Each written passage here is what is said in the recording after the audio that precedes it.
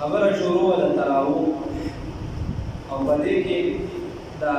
خلفای راشدین خبره تیرې شوې اوس اخري د سیدنا علي رضی الله تعالی عنہ عمل پکې پاتې چې حضرت علي سے وسلو ابو عبد الرحمن سلمی رضی الله تعالی عنہ فرمایي چې حضرت علي رضی الله تعالی عنہ د رمضان په میاشت کې یو قاری ته حکم وکړو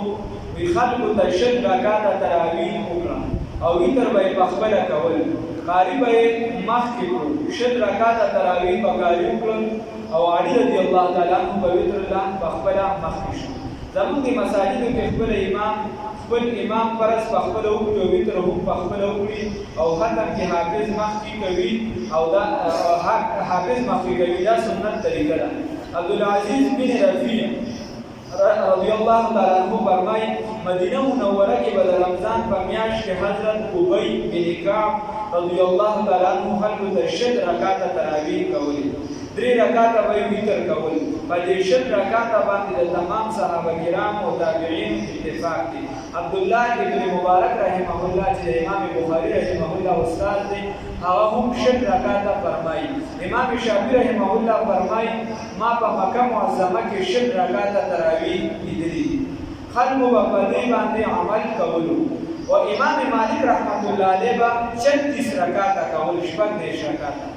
شل رکعاته تراویح او چې څلور رکعاته تراویح به وکړل بیا به امام او مقتدیان آزاد پرېښودل څلور رکعاته نفل به وکړل نو بیا به څلور رکعاته تراویح وکړل نو شل رکعاته تراویح مینځ کې 14 رکعاته نفل به کول د مکې معظمې چې کوم امامانو هغوی به څلور رکعاته تراویح وکړل او د دې نه پس به د امام او مقتدیانو په شریکه یو طواف وکړل نو شل رکعاته تراویح او څلور طوافونه به په منځ کې کېدل په مدینه منوره کې به د طواف انتظام نه و نو د هغوی به څلور رکعاته نفل منځ کې کول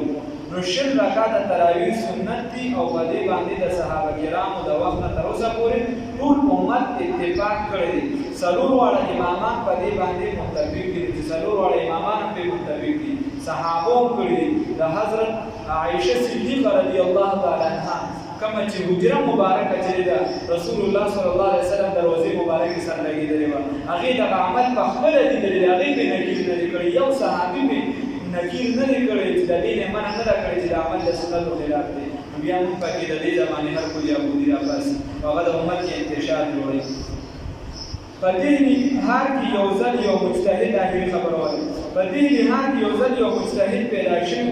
هغه یو ځل یو عالم شیخ محمد دلال او د اتو رکعاتو تراویح باره کې ورسره بحث کول حضرت شیخ صاحب ورته وفرمایي چې ګوره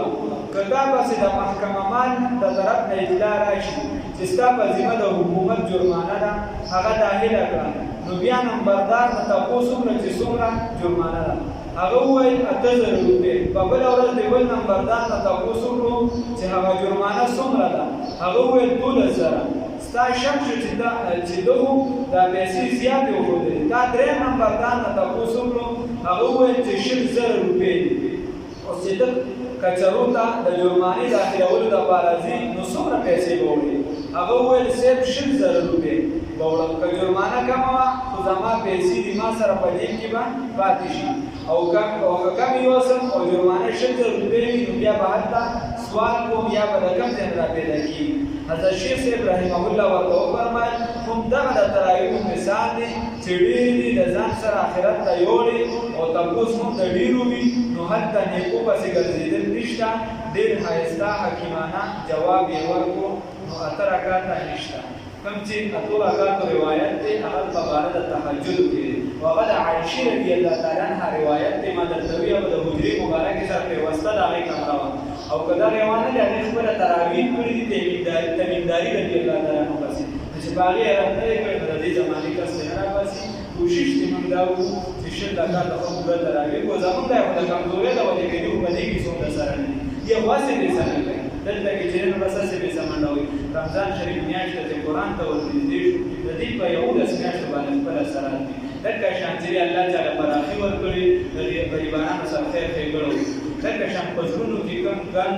بغض عناد وي چې هغه د زړونو نه وباسو یو خبره وره رسول الله صلی الله علیه وسلم فرمای سویل من قطعک چې څوک در سره رابطه کټکې تعلق کټکې د دې سره تعلق ساته چې زه دا سره تعلق ساتم ته خو باید لړی ما سره ساتي ته زمانه مجبورې چې زه دا سره تعلق نه ساتم او ته زما خیال وساتې او ما سره تعلق وساتې دا کمال دی او دې میاشتې د دې خاص کر اهتمام پکار دی او د هر قسم ګناه نه ځان بچول پکار دی الله